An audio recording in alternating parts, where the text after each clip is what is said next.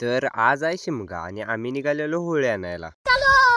तसं म्हणलं तर बारकं कार्यकर्ते लयच जमले आले. तर आम्ही लहान होतो तेव्हा आम्हाला बी हाऊस होती की अशीच होळी आणायला जायची.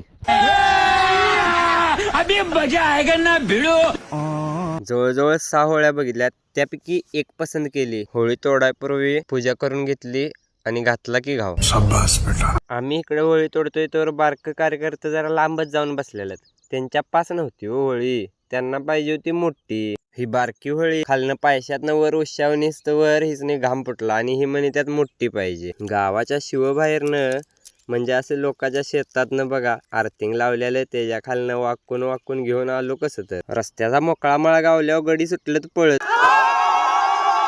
जाग्यावर आल्यावर गड्याने बोंबलायची घाईच घेतली की. A few moments later.